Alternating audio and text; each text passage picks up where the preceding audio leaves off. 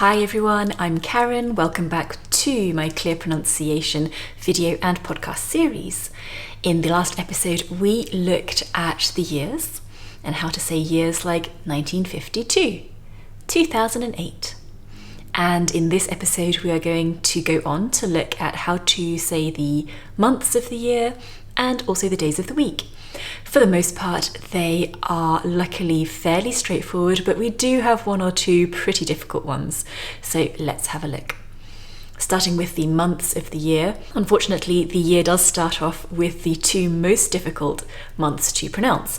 So here we have the first one, and I personally pronounce this as January. January. 3 syllables and a kind of y with a schwa sound in the middle. January. But what I do with the slightly more difficult words and words where there are many different pronunciations is I do usually check in this dictionary.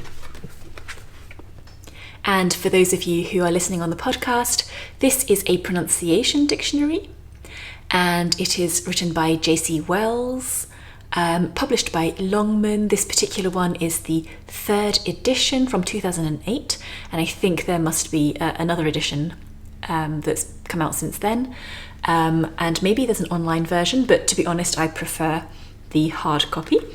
And in this pronunciation dictionary, J.C. Wells has basically given variations on pronunciation, and where necessary he's done a little bit of research and asked people how they prefer to say the words. So for those of you who are watching this as a video, I will show you inside the dictionary later on. And when we look up January, we have a few options. Let me read them for you. January, January, and January. And so personally, I sort of prefer the second one. I think the way that I said it was more like with a schwa, January. I don't think it really makes any difference whatsoever whether it's going to be with a schwa or with this sound. So take your pick and find the one that works for you. And then we go on to the second month. Unfortunately, it's even more difficult. So again, going back to the dictionary, I'm going to read you the options. So we've got February, February, February, and February. And again, for those last two versions here, we could maybe do it with a bit of an sound or a sound. I don't think it really makes too much difference. He does write a note here which talks about the fact that the versions with the y pronunciation, well, they don't really make any sense, do they? Because when you look at the spelling, they don't make much sense. But then English spelling very often doesn't make any sense. And so the version, like February, tends to be a little bit more favoured, perhaps from a more traditional point of view. Personally, I actually think I most of the time use the y version. So I don't think it particularly matters, but there are the different versions for you just in case you want to choose one that fits you better. For those of you watching the video, let's have a quick look inside the dictionary. For example, in the February section, we've got, as you can see here, we've got down here the different symbols, different versions of how people say it. And then above here, he only does this for the more complicated words or the ones which have more different, a number of different pronunciations. There are some graphs showing us the general difference between, say, American English over here and British English over here. Of course, these are just general ideas. I'm not sure how extensive the research was. Here we're showing that the y sound is more common, 64% to 36% in the American English, and less common in the British English, although I'm sure that's changing. Personally, I think that's changing. And also in this graph here, he does show that that is changing, because he shows that younger speakers, who are over here, compared to older speakers who are over here, there is this tendency, the younger people are, for people to go for more of a y sound, and that's the blue line for the British English speakers.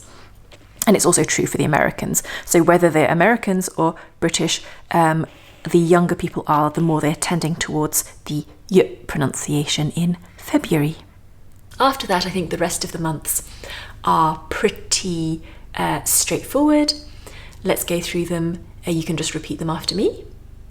March, April, May, June, July. Careful of this one, we put the stress on the lie, and if we put the stress at the beginning, it would sound like the girl's name, Julie. August, September, October, November. Sometimes you hear this as November. Sometimes you might hear it as November. And December. Going on to the days of the week, we have the first one, which looks like Monday, but we say Monday, a bit like we say monkey and money.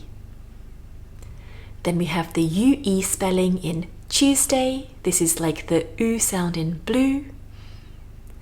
And in between the letter T and the letter U, we've got a bit of a Y sound going on.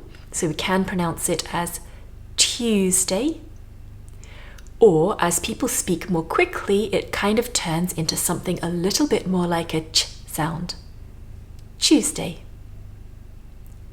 Now the most difficult one of the week, Wednesday.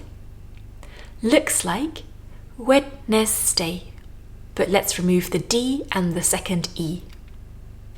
Wednesday. Thursday. Here we have, of course, our voiceless TH. And we have a strong UR. That's the same as in words like hurt, turn, burn. Thursday. Friday. Saturday. Here in Saturday we have the UR spelling again, but this time it's weak, not strong. So we use a schwa sound. Saturday. And on to the easiest day of the week, Sunday. I hope you found those useful, and I'll see you in the next episode where we will look at dates.